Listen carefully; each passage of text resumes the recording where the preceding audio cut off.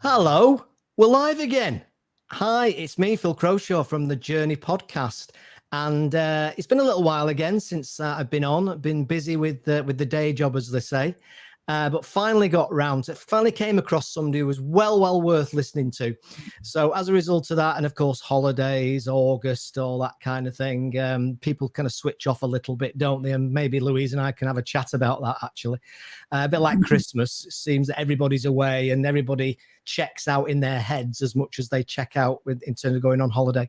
So I'll just do what I normally do, and I'll just do the intro, and then we'll crack on and we'll meet Louise. And we're going to be talking today about people-y stuff.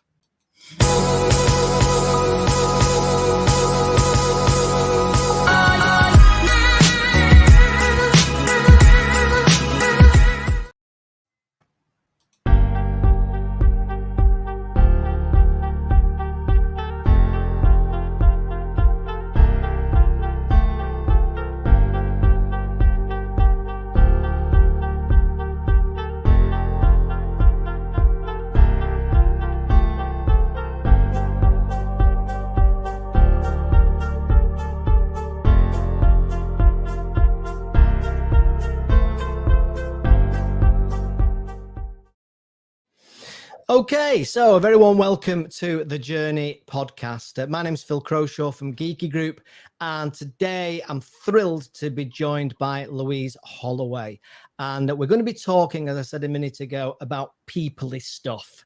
So it's all about people, HR. We're going to be talking about things like, is what Liz Truss said about we're all lazy buggers, is it true or false? That sort of thing, and many other things too. So a very warm welcome to the Journey podcast, Louise. Tell us who you are and what you do. Thanks, Phil. Hi, I'm Louise Holloway. I'm an HR consultant, run my own HR consultancy business just outside Manchester in the beautiful Peak District. I've been in HR for 20 odd years, longer than I care to remember. So I've seen most of it at some point. I suppose my passion is seeing how you can make things better. I know in HR we're known for policies and jargon and processes, but really we're here to be part of the business. We're here to make people's business better. And if we can do that through training, or if we can do that through a policy or a process, then happy days. So that's me. That's what I do. Brilliant. Fantastic. Okay, you might have noticed that Louise is slightly out of sync on her, not as a person, I hasten to add, but she's slightly out of sync with the voice, but you can obviously still hear her very clearly. So that's fine. That's just technology playing around with us as it tends to do. Okay, with all these shows, and Louise knows this, is I never rehearse it, never really plan it, just jump in, all the jeopardy of live streaming and uncertainties, just jump in and have a chat and see where it goes. And today is absolutely no different. And things will come into my mind, as those of you who watched this show before, that are completely out there, completely left field, right field, or whatever. So I apologize for that in advance. So one of the things I was thinking, when you said you've been in HR for 20 years, Louise, yeah. Generally speaking, how would you say is HR or HR support has changed in that 20-year period? It's changed enormously. I mean, when I started, we were still personnel. So that's how we were referred to. Yeah. Yes, I remember it well. And we were the sort of tea and sympathy brigade. I think that's kind of how we were known. We were the pale women, generally women, tucked away in an office somewhere, and if someone didn't like something, right, I'm going to see personnel. Yeah, true. That was it. We did hiring, firing, and tea and sympathy in the middle. It's changed a lot. We're now certainly in the bigger organizations that I've worked in, and becoming more so within the smaller businesses, we're part of the management team. We actually get involved in things before they go critical. So I think that's where the real interest has come, and that's where the excitement in HR is. And yes, believe it or not, it can be exciting. is getting that involvement. So you're not just the person that people go to when there's a problem. You're the person that goes to when they want to make a change and they want to get it right. Yeah, so you're adding more value to the wider process. And I guess that's why now you tend to find that in slightly larger companies, HR directors are part of the board, aren't they? They probably wouldn't have been, would they, back in the day? No way, not a hope. You wouldn't have had an HR person. The board would have gone and made the decisions and then gone to HR and say, make that happen. Whereas now we're there saying, yeah, you could do that, but actually if you did it this way, it will be easier and you'll get a better effect for your people. So people are talking to us in advance, and yes, we are there at the senior table. It strikes me that back in, it's just 20 years since I was in corporate, God help me, but it seems to me that relative to today, as I perceive it, when I talk to clients and friends and what have you, people were relatively conformist, for want of a better expression. They, yes, they moan and groan about things, as that's just human, as humans do. But there seems to be quite a massive shift now in terms of what some people might call entitlement. Others might say a reasonable expectation of a work-life balance. Yeah. Whichever angle you kind of come from. Does that create more challenges in businesses trying to accommodate the wide varying needs and wants and wishes of people in employment? I think it does. But I think it's also a really good thing. The last couple of years in particular, I think have really highlighted it with the pandemic and with the aftermath of Brexit and various other things. Most people have heard of the Great Resignation, which just saw a massive increase in people deciding to change careers. And there isn't one reason behind that. It was partly due to people being on furlough. It was partly due to the pandemic. People thinking, is this really what I want with my life? Suddenly you realize that things can change very quickly. It was partly Brexit. A lot of workers, particularly in more junior level roles, went home. So they went back to Europe. But people really started thinking, what do I actually want from my job? And it didn't start then. It's been happening for a while. But I think the pandemic just crystallized it for a lot of people, that actually seeing my family is actually quite important. Not being exhausted every single night is actually quite important. And that is being reflected in what people want from the companies. And the challenge for the companies is to react, and to react quickly enough. I think the biggest, most obvious one is the working from home thing. So 2 years ago, had anybody worked from home 2.5 years ago? Probably not. And then suddenly, like that, everybody worked from home who could, because we had to. And the company I was working for at the time, we'd always said, this particular team, so call center staff, could not possibly work from home. Within 2 weeks, they could, because we got the technology, we sorted it out, and we did it because we had to. Yeah, it's where needs must, isn't it? Yeah. Or when needs must, it forces the issue and creates the demand and the need. I suppose it's a bit like the virus, the inoculation and what have you. Suddenly we needed it to survive, and what was a no chance you're not going to get one for 5 years became best part of less than 12 months because of the need, which is an interesting scenario in itself, isn't it? Yeah. And sorry, go on.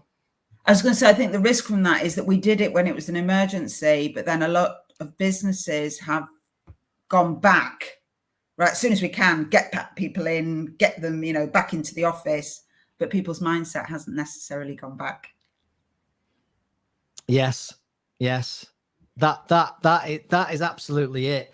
And it also seems that in my simple brain, in my simple world, I always think that if people are relatively conformist and you kind of almost like just get on with the job, you can kind of then tick over to a certain point. Yeah. But the more demand there is, and the more need there is, and the more expectation there is, you in effect, just by default, really, you're adding a lot more complexity into the process.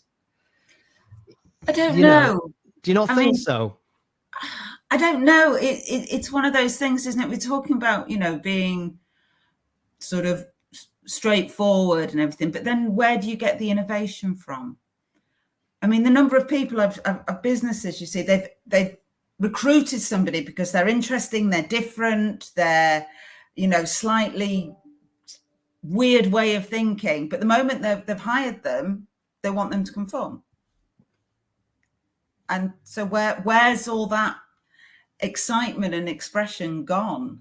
And again, I think we are seeing people changing on that. I mean, my hair color is not necessarily what you'd expect from an HR person. And those things are becoming less and less important, I think. And letting people be themselves is actually a great way to attract people and a great way to actually get things done. Yeah, it's really interesting because coincidentally, I was listening to watching a podcast this morning, an interview with Gary Neville, who you may know from yes.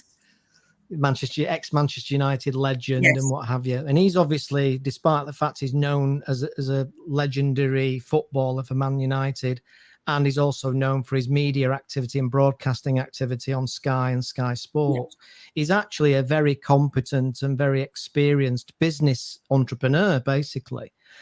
And I found it really interesting because he was saying about how he had a culture or philosophy in his businesses where he just trusted people to do the right things. And I thought this was fascinating, and he said, if we don't have holidays, there's roughly so many holidays you would take a year. But if somebody wants an afternoon off, long as they clear it with somebody that they're not going to leave a hole, they can do that. And I thought it's a wonderful concept. And he was talking about it, and it seems as if it works.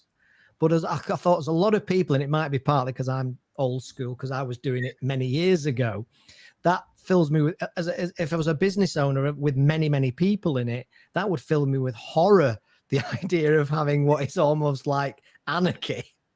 Yeah.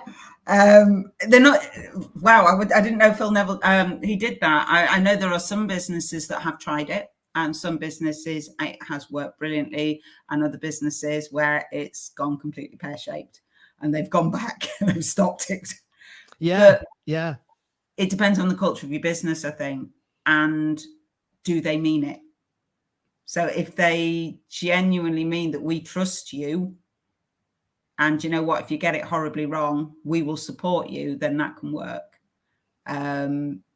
It's a really difficult one. I love the idea, but yes, there are certain businesses that I've worked in, that I've worked with, that you think, no. Yeah. That's exactly what I thought. But he seemed as if, for those that are interested, it's The Diary of an Entrepreneur, I think it's called, with Stephen Bartlett, who's the guy from Dragon's Den, who's the millionaire social chain founder. Yeah, so he does this Diary of a CEO on YouTube, and he has some great guests, because he has access to all these famous people, and so he gets some great guests on there. But yeah, it was really, really interesting to hear. And he was talking about it not as if it was a dream or an intent. He was talking about it as if it was it was the way it was in his businesses. Yeah. And if you can build that culture, I mean, that's the thing with a lot of these things. I mean, everybody panicked that when people started working from home, productivity would go down. There is no evidence at all that it did. In fact, if anything, it went up. And actually, the conversations that a lot of businesses were having with their staff around their hours, because again, that was the scary thing. Everyone would try and work, as few hours as possible, and they'd be off doing their shopping and picking up the kids. And actually, they were doing more hours because the laptop was there. So when they got up in the morning, the laptop was there. They just switched it on. When they were sat there at night, the laptop was there. So they kept it on just to answer those last few emails and stuff. So actually, the problem was the other way, that people were actually working too long hours. But the businesses that trusted their staff to just get on with it actually found it worked very well. Now, there is obviously the argument for being in the office and having the interaction, etc. And it will come down to individual business and individual people. The thing we have to think about at the moment is with the cost of living crisis, and particularly the energy bills, is it actually going to cost them more to work from home than it is to work from the office? I know, it's fascinating, isn't it? How things change. Just when you think you found the answer, then this comes along and you go, maybe it isn't. Yeah, absolutely. It seemed like the answer, didn't it? You know, save the planet as well at the same time. And now you're not saving the planet because you're pumping out more fumes from your gas boiler. Crazy times. I did actually see, and this is, I guess this is again fairly controversial, but I did see an article from a guy who's a business owner, and he was saying that he believed that if he could run his business with artificial intelligence to the point where he could get rid of 40-50% of his staff, he'd do it in a heartbeat. Wow. That's going to be a guy who's going to find it difficult to recruit. Yeah, but I mean, it's basically this whole idea of when you think about it in a now going on to the finance side of a business, HR or people is such a massive percentage of a business's bill every month, every year. Yep. So if you've got, and let's be honest, our whole society has been built around replacing people with technology. You know, it's like going to a car manufacturing plant now and fight your way through the robots, you know. Yeah, absolutely. Yeah. So, so do you, I mean, it's a wider question, but do you see a time where artificial intelligence, you know, may well take a lot of employment away? And I know you're not Nostradamus any more than me. And if it does, is that going to create some big challenges in terms of the people that are left behind looking over the shoulder? It's a really interesting question, isn't it? I think to an extent, probably, yes, there will, because it's already happened. I mean, as you said, you know, the car manufacturing and the robots, however many years ago, you'd have never thought that was going to happen. We change, we adapt, we move forward. And I think, yes, at some point, there will be those elements. I mean, you know, you phone up any big company and you go through a maze of, you used to have to press 1 for this, press 2 for that. But now you just say, I want to speak to so-and-so. And the computer can pick it up and sometimes put you through. So I think it will. The thing is that we then adapt. So what else can we do? And again, innovation comes out of that. Now, it's not always a good thing when you look back at it with hindsight, but some of the most, you know, creative solutions come out of when what you thought was going to be a job for life, or you thought was going to be an industry for life, isn't there anymore. So, I mean, obviously, one of the big examples was coal mining. That was all people knew how to do. Yeah.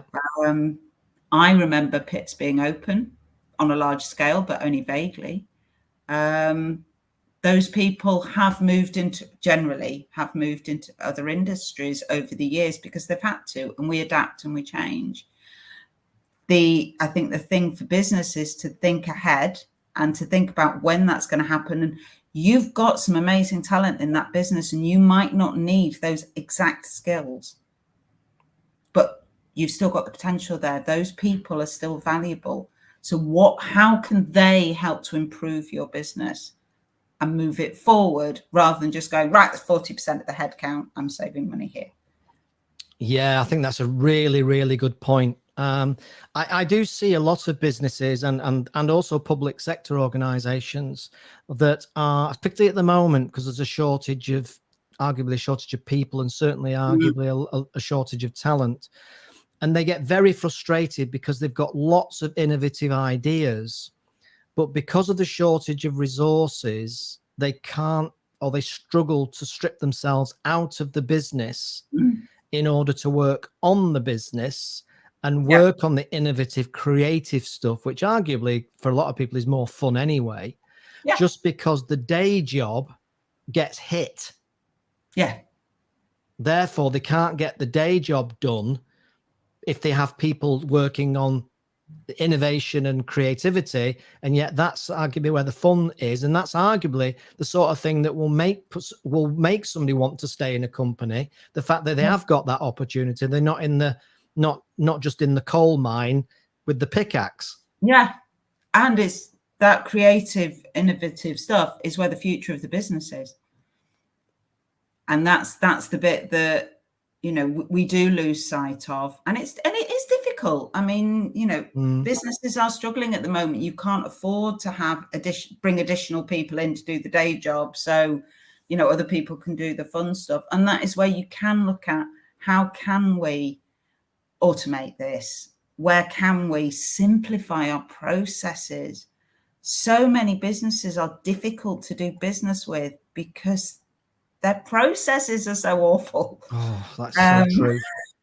And I mean, recruitment is one of them. So many people are talking about now how difficult it is to recruit. We know there are more vacancies than people looking for jobs. And I saw a report the other day that said 3/4 of candidates would walk away from a bad recruitment process. I've been through processes where I've had to have 5 interviews. If they can't figure out if you're any good after one. Yeah. And that's with, the managing director for the UK. That's with the HR person for Europe. And then you've got to speak to 7. And it's like, if those 2 people aren't well enough qualified and well enough paid to make a decision, then how many hours of time and cost did that take? Yeah. And, now they've got so much choice. They could, what? I've got another job offer down the road. I'm going there. Yeah. Yeah, because we've got no patience either, have we? There's a double whammy there as well, isn't there? Because everything's instant in the world that we live in. So we haven't got the patience to go through all that gubbins. Yeah. So, I mean, automating those processes, smoothing those processes out, giving yourselves the time to concentrate on the fun stuff is going to, be much more interesting, much more enjoyable. You will get the extra time and effort because people are happy, and it will move your business forward. Yeah, it strikes me that particularly in the public sector, and as you probably can tell, or you might be starting to be able to tell, I'm very practical in my perspective. Doesn't make it right. I'm just very practical in my perspective. Yeah. I struggle with what I call la la land thinking, which is my perspective. Not saying everybody's like that, but sometimes I think there's a bit of la la land thinking around things. But I look at, for example, I think about, and I've got, this is based on experiences of some of my relatives and friends, and it strikes me that the public sector, and I'm generalizing because that's a massive area, but the public sector, it seems to me, produce all sorts of bureaucratic claptrap. But then it almost seems as if they don't produce the claptrap, then there's no justification for the jobs. I think it's not just the public sector, to be honest. But yes, they are well known for it. I've never worked directly in the public sector, so I'm certainly not going to, but I've worked with companies that have been public sector, and it's hard. It is hard work.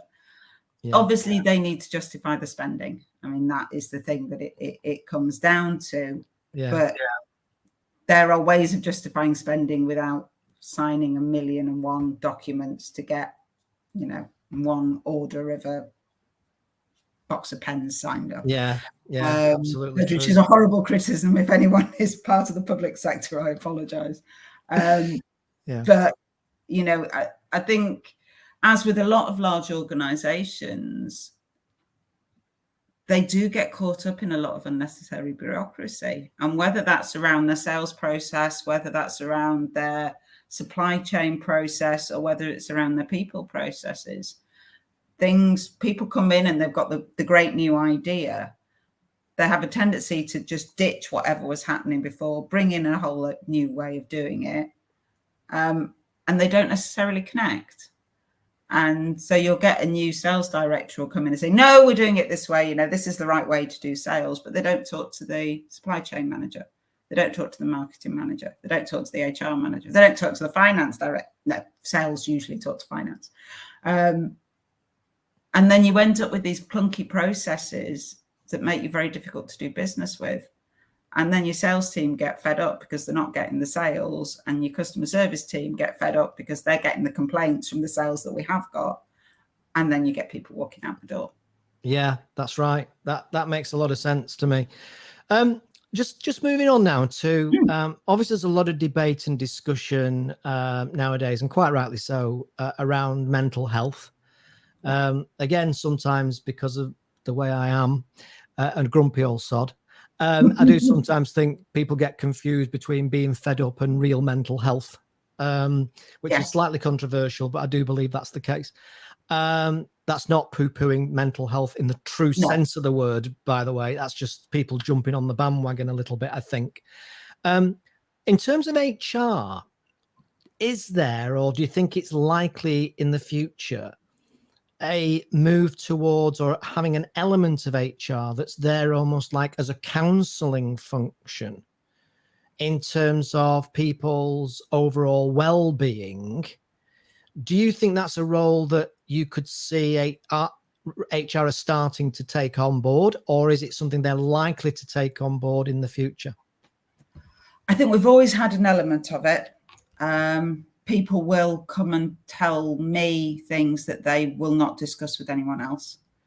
So I think there's always an element of, well, hopefully, if you're an HR manager, an element of trust, because we do know everything about everyone pretty much. So I think there's always been an element of that for me, and probably that distinction that you're making. There is a distinction between someone who's having a hard time and somebody who has a genuine mental health issue, and I am not a counsellor. Now, I know a lot of businesses have what they call mental health first aiders. So they are trained to support people in that first crisis moment. So if they have a crisis whilst at work, for me, a business that is genuinely concerned about the well-being of their staff should get a professional person in, somebody who is trained in well-being, in mental health problems. Now, whether that is through an employee assistance program where you have a 24-hour helpline, or more and more businesses are bringing well-being experts into the company. So whether that's they come in once a month to talk to people, or they run sessions, or however they do it.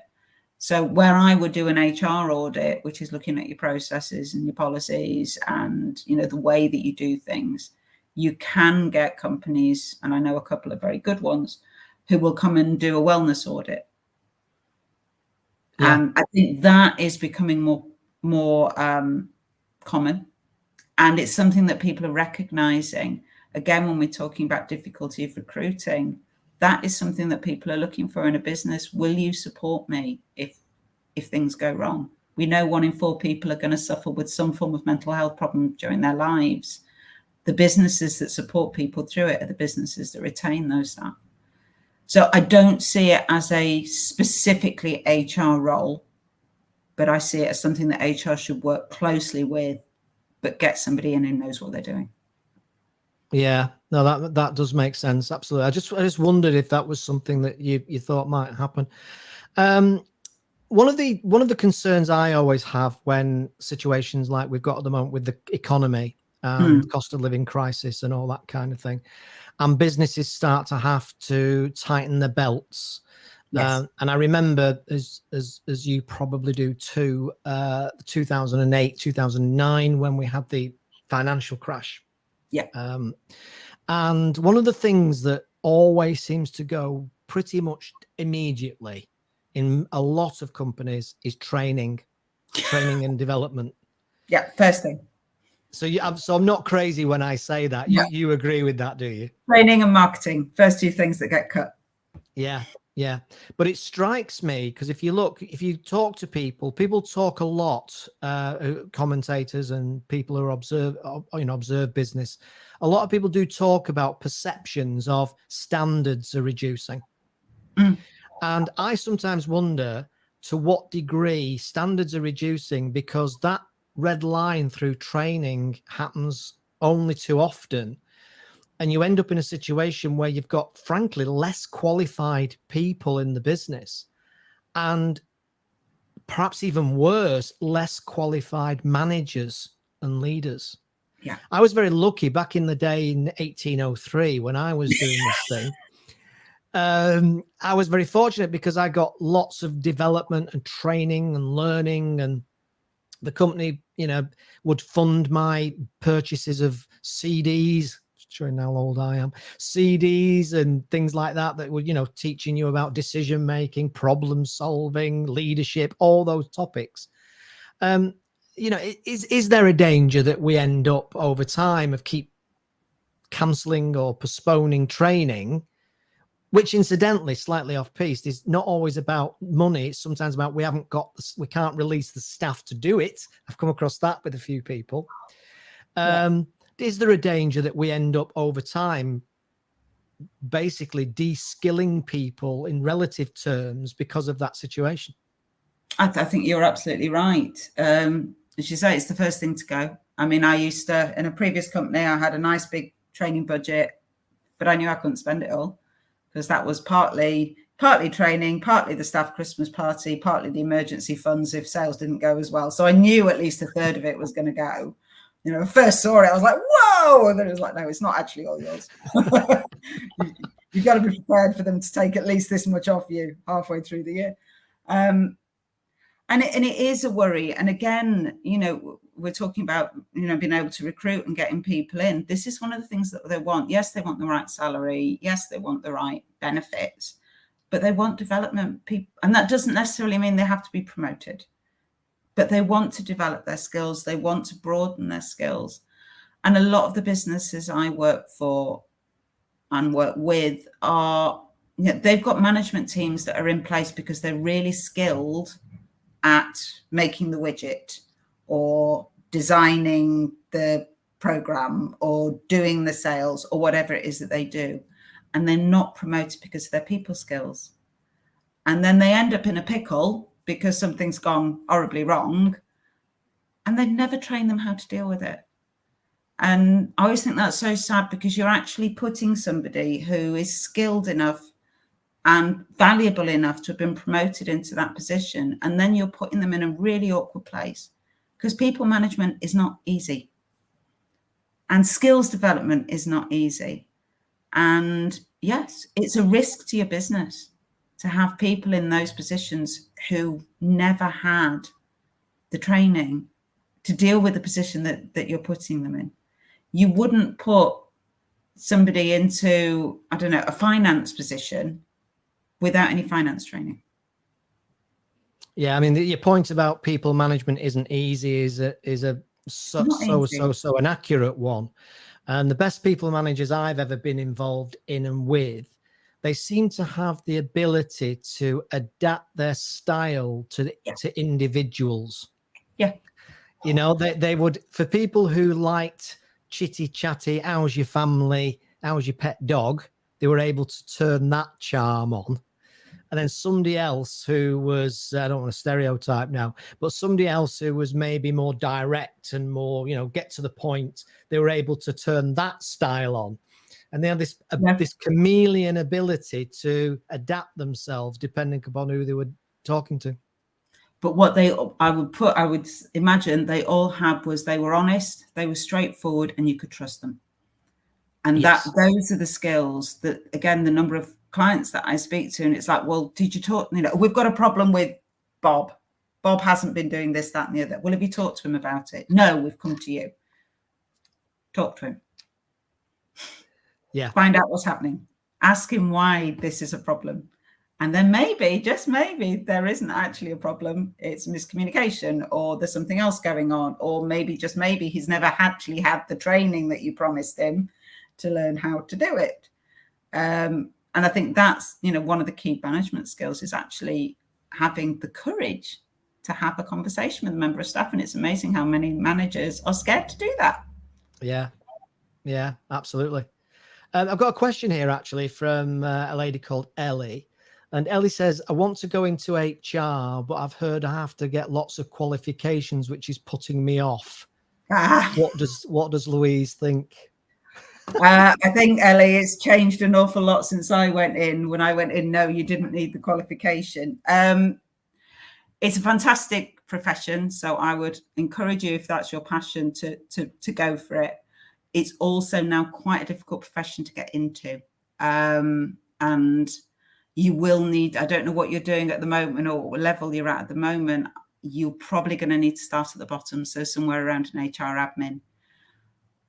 Don't go out and get a level 5, level 7 qualification immediately. So that's your old degree, postgraduate degree, again, showing my age. But some form of HR administration qualification is going to be useful. But they won't take if you won't have got the big qualification now, it's irrelevant. It could be that volunteering, or if you're in a business that you're working in already, you can start taking on the HR tasks whilst working in your current role. It's building up that skill set. I think in HR, as in with a lot of, you need the skill set. So if you can prove the transferable skills and you've got the appropriate level qualification, that's usually the best place to start. So the qualification then, if let's say I've done 2 years in HR at a junior level, am I going to really struggle to go to the next level in HR without a formal qualification? I think these days, possibly. As I say, when I went into it, no. But I think these days, possibly. I think you can certainly get, it depends how you do it. The easiest way is to find a company who's looking for an HR admin, who's got an HR advisor, who's got an HR manager, and if they move on, see, promotion. But if that's not possible, you will need to move around, and it can be difficult because it's a popular career choice for a good reason. It's a great career choice, but it's perseverance as well. Finding that first role and just learning everything that you can, and then how you sell that to the next role. But at some point you will need the qualification, because people don't even necessarily know what it means. And that sounds awful, but they don't necessarily know what it means. But if you've got 25 candidates and 10 have got the qualification and 15 haven't, it just narrows it down.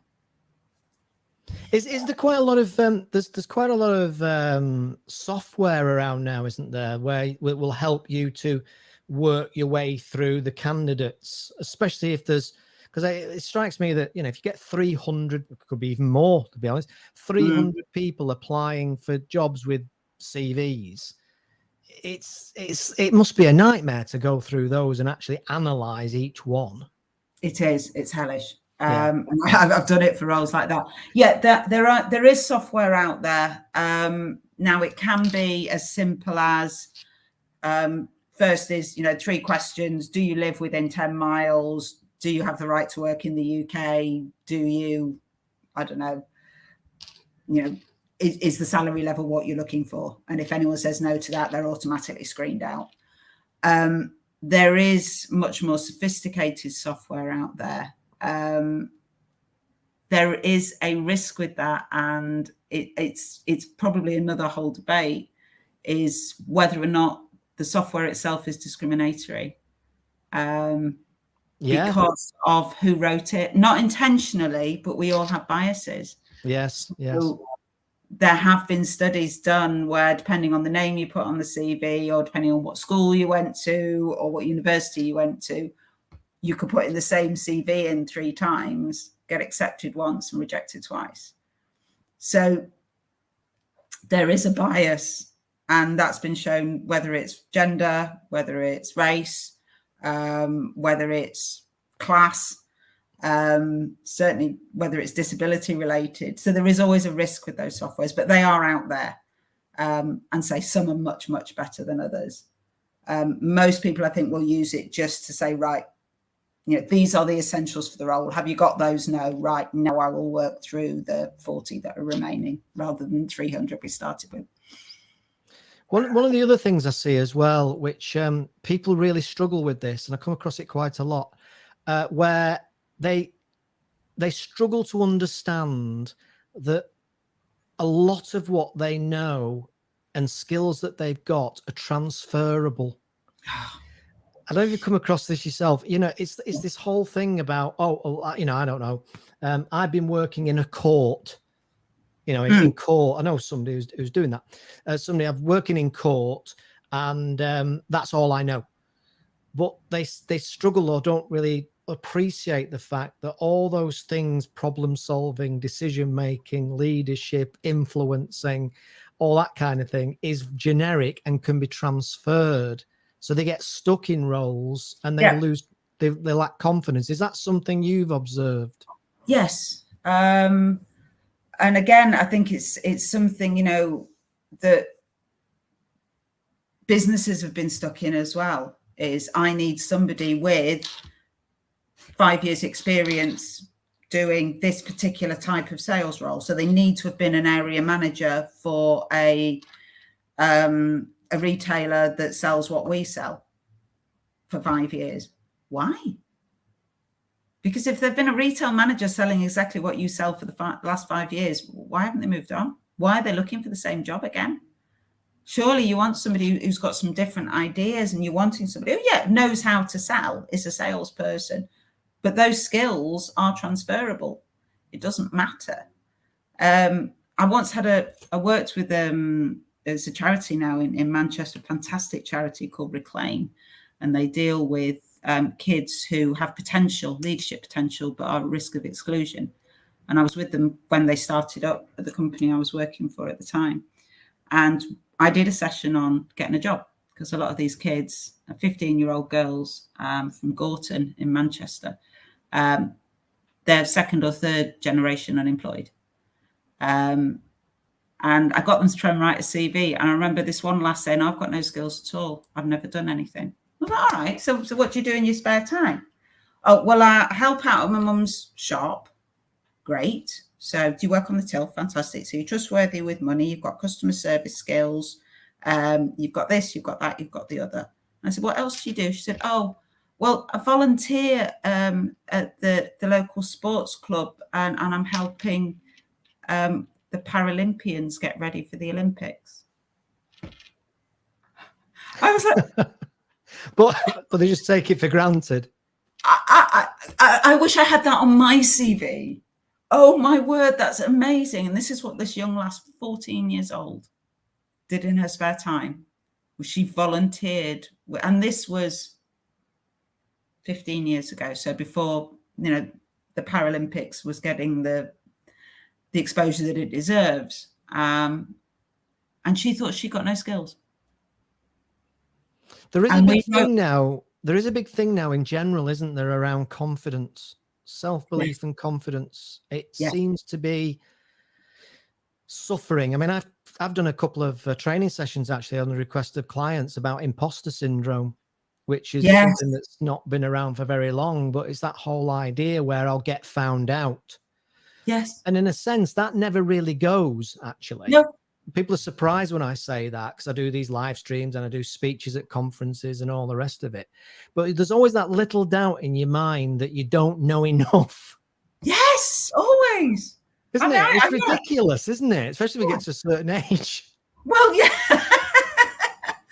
But it's always there and never go away. It's how you deal with it. It's, yes, I can do this. I can come on and talk to you and do this. I can advise people on how to deal with, the most expensive part of their business. How you give people the confidence, I think, again, is talking to them. Is finding out what they know, like that little lass, and saying that's something amazing. And by the way, you will get it wrong. And there will be times when you do muck it up. And it's how you deal with that makes you the expert. It's not the fact that it never ever happens, I think. Yeah, I think that's true. There is a great danger, I think, that we do live in a society that seems to be always trying to avoid adversity. There's the classic thing at school where somebody who comes 8th in a race ends up with getting an 8th place trophy. Now, it won't surprise you to know that with my perspective, and I keep saying this to everybody, this is just my perspective, but I don't think it's helpful. But having kids of my own now, in their kind of teens and what have you, you always want to protect them from being hurt. You want to protect them from any adversity at all. I'm such a hypocrite. Protect them. But you actually know deep down that they're going to have to get, metaphorically speaking, punched in the mouth quite a lot, because that's what life's going to do to them when they leave school. So it's a real conflict sometimes, I think. It is. And, not all young people are wasters, and I'm certainly not, but I think they are, to a degree, cosseted more. They are protected from things that they should be protected from, that perhaps our generation wasn't, which is great. But I think the move from school, college, stroke university into work and the rules that are there does come as a bit of a shock. Maybe that's because some of the rules are now ridiculous and we don't need them anymore. And maybe those will change, and the people that are doing the very flexible working hours, work in your pajamas from wherever you want to, maybe that will be the norm. But I think for now there is a jar between having that support and that 8th pace prize to turning up one day and it's like you're 3 minutes late. Where are you? I heard somebody describe it the other day, and I thought it's a wonderful way of putting it. If I say the other day, it was a few months ago, and I thought it was a wonderful way of putting it. And he said, it was a lady actually, and she said, the problem is that we want to wrap our kids up in cotton wool, and it's like bring your kids up in a zoo, and then your 16th birthday, let them out into the jungle, and guess what? They get ate by a lion. Brilliant. I know it is. And I thought, that's true, because I don't know about you, Louise, but I've known a few bloody lions over the years. I've worked for a few. Exactly. Yeah. So, I like that. I thought it was great. Yeah. I love those stories where people come up with, I wish I was witty and smart enough to come up with those stories. I am big on analogies. My clients always laugh at me because I say, well, it's just like, imagine if, and I come up with these analogies, but some people just come out with these stories and these, witty kind of perspectives that just cut through the noise and make the point in a very short, very short piece. Way. Yeah. We digress, but it's all relevant because it's all about people and it's all about surviving in the world of work. And do you think that there's more chance of people finding more fulfilled work at a time when arguably there's less people than there are jobs? Because I always think about, I've taught for years about success in business, and I've written books about it, I've done speeches about it. But as time's gone on, I talk more now about connecting with passions and finding work that's fulfilling, and not, because success without fulfillment is usually not a particularly nice thing, apart from maybe, the Caribbean holiday or whatever. Yeah. What's your views on that? I think people are now looking more for the fulfillment. They're looking for something that interests them. They're looking to be valued. And I think that's something that's become clear again over the past couple of years. I think we're in a situation at the moment where the company needs the employee more than the employee needs the company, because there are jobs out there and they can go and get them. And actually, if I've been sat doing 9 to 5 and I'm bored and I don't feel valued, and actually my dream has always been to open up, a little coffee shop somewhere, or go and work for a plant nursery, then maybe I can. And I think people are, when I started, if someone hadn't been in the same job for at least 5 years, you counted them as a waster. And, when you look down their CV, you wanted 20 years, preferably with the same company. 100% true. And gradually, now if I look at a CV and someone's been in the same job for more than 5 years, you think, Yeah. I can remember people saying that to me back in the day, because I get bored easy. I've said that on these shows before. I get bored easy. So as a result, I've always moved around in my career. And that's why I love doing what I do now myself. And even if you look at my business, people keep saying you need to drill down into something. But I was like, but I'm bored if I drill down into something.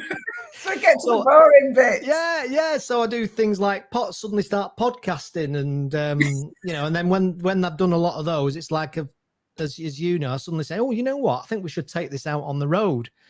So incidentally, if you're in around the Northwest, we're going to be taking this podcast out into the big wide world and actually be in real places. And Louise is one of those guests that's going to be joining me. So keep an eye out for that. Keep an eye out for those. Yeah, I've completely lost my drift now. Well, I'm the same. I get bored. Yeah.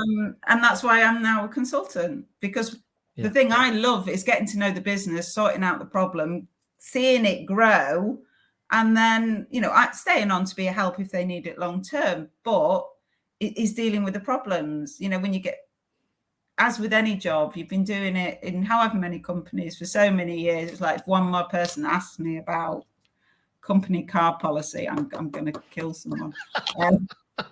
So we all do. And I think that is something that particularly Gen X, Gen Y, whatever, is they're learning that, no, you don't turn up and do the same job every day for 40 years, get a gold watch and walk away. Life is now.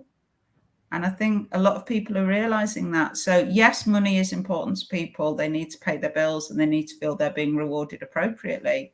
But actually what businesses should be looking at is, how do we make them feel valued?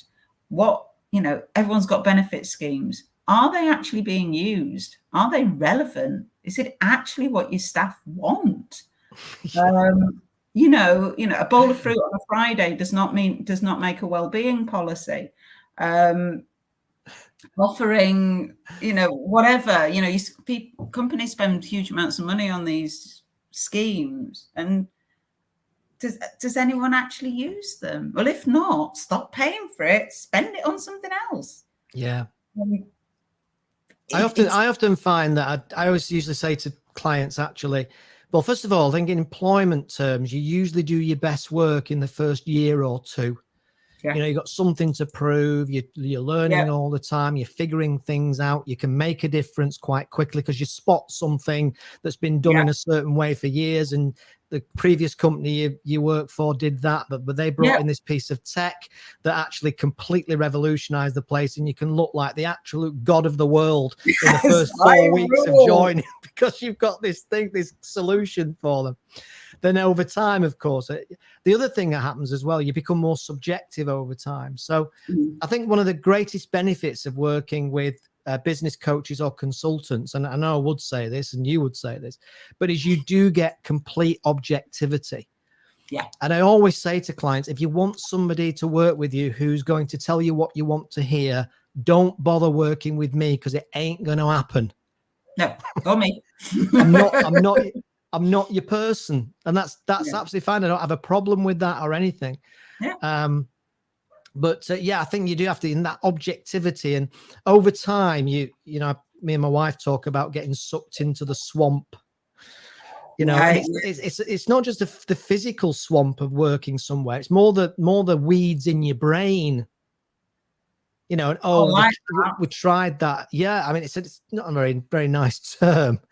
But, and I say this to my wife, and she sometimes watches this show, but, I say to her because she'll be all full of ideas and buzzing at weekend. And then she goes back, I won't say what she does, but she goes back into the swamp And by Tuesday, all those ideas, all that effervescence, all that excitement has kind of completely disappeared. And she looks like, you know, with all the worries of the world on her shoulders, and all that creativity and sparkle has gone. Because the drone of the day to day has ground it down. Ground it down. That's particularly in large. I mean, I don't know what your wife does, and I'm not... Particularly in larger organizations, I think that can really happen. And I think that's where smaller businesses actually have an advantage at the moment. What smaller businesses don't, in terms of recruitment, what smaller businesses don't do is market themselves. So they probably spend huge amounts of money in marketing their products. But when they're looking to recruit somebody, they don't put the same effort into marketing themselves as you want to come and work here. But actually, as a small business, you can get things done quickly. You don't have to go through layer on layer on layer on layer on layer of authorization. So actually, smaller businesses are really attractive to people at the moment. They might not pay the massive salaries, they might not have the massive bonuses or whatever, but they have that fulfillment if it's an area that you're interested in. So actually, you know, anyone who is a small business owner is looking to recruit, you could actually be in a very good position at the moment. It's just getting your message out there properly and saying, we are not the swamp. You know, we are not going to bore you stupid. We're actually going to listen to you. We're actually going to take your ideas and do it. And you know what? We're growing. So there's chances for you to grow with us. Yeah, it's a wonderful place to be. I think we can all look back at our careers and say there was just certain times where you felt like you were in a magical world where things could get done and things could move forward. Unfortunately, no matter where, it always seems that the politics have a habit of wrapping around, the vines of politics wrap around you. It's hard to avoid it. Even as a consultant, as time goes on, you get more and more dragged into the politics of places. So, you know, it's unavoidable, really. And I think that's one of the things that when people start small businesses, there's loads of shocks that people get when they, you know, the first shock is when the first shock is when the wages fairy doesn't arrive at the end of every month. Yeah, remember that one well. That's the first shock. But one of the shocks, empty. Yeah, but you know, that is one of the shocks, isn't it? You know, it's that there's you know, there's that whole thing about you know, it's almost like in corporate land, there's always somebody you can blame. You know, IT director, marketing director, sales director, managing director, operations director, customer services, blah blah blah. So the thing is, when you're a small business, particularly in the early days, you're it. You're it. You know, if you you know, I always say, if you're pointing towards somebody to blame them, there's three fingers pointing back at you at the same time. You know, so then small businesses then move on to other things like it's the government's fault, it's the council's fault. So it's always, but that's a blame culture, which is another conversation we could have very, very quickly. Okay. Finally then, just kind of just a general question, really, I suppose. In terms of your passions and what you enjoy doing, and it's a cliched question, really. If you won the lottery, £1 million, doesn't matter what it is, what would you do? Would you buy a ranch in Colorado, or what would you do you think? For me, it would be for me, it would be a small holding somewhere. Get as much off grid as I can, and I still love the people thing. I'd still need to be involved in people. So take the training element of what I do and help people get to grips with how to live more sustainably. I'd need to learn it all first, obviously, and get them in my garden, get them growing, get them loving life. That's probably what I would do. I love the way you kind of went, as if there's nothing you'd thought about before. Yeah, nothing that I haven't planned on a weekly basis since the lottery started. Excuse me. Brilliant. Right. Okay. That's fantastic. Gosh, that's an hour. Louise, thanks ever so much for joining me. We've covered so much ground there. But as always, we've only just covered the surface. There's lots more. And we'll be able to do that when we start traveling around. I don't know. Maybe we should get a transit van and all pile in the back, a bit like a band. A bit like a band. And we'll have all our podcasting kit and we'll just get out of different places. Blue M&Ms or something. Hey, listen, that's an idea. That's gone in my head now. That's dangerous. That's really dangerous to do that. So, ladies and gents, thanks very much for joining me today. All the millions of you around the world that watch this podcast. Listen, Louise isn't the only dreamer, Thank you very much for joining us. I do appreciate those of you that have come on and those of you that have bothered to listen, because I know very much know how precious time is, and giving us your time. And if you're watching this on catch up or recorded, which most people tend to do, then obviously I hope you've got some value from it. I get takeaway. I've been interviewing people now for a long time. I'm over 650 interviews over the years. And I can honestly say that I get value and takeaways from every single interview I do. And this has been no exception. So thanks very much, Louise. I really appreciate your time today. And I suppose I usually say, people, I'll see you on the road. But literally, I might see you on the road. Oh, and we should mention, just before I go, we should actually mention that, I suppose a shout out to online networking. Because we actually met, didn't we, through Simply Networking, we did. What I recall. So we did an online networking that Mark Greenwood runs in and around the Northwest.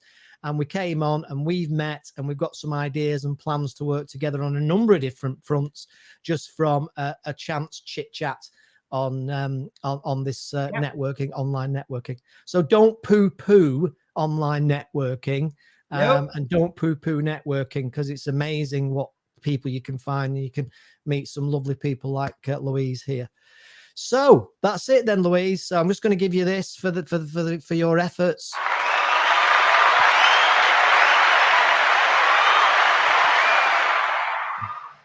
And I shall definitely see you on the road. I'll see you people on the road when we're on the next podcast live, Journey Podcast Live. So bye for now and have a great day and have a great weekend. But good news is it ain't going to be as hot, but the bad news is the rain's back.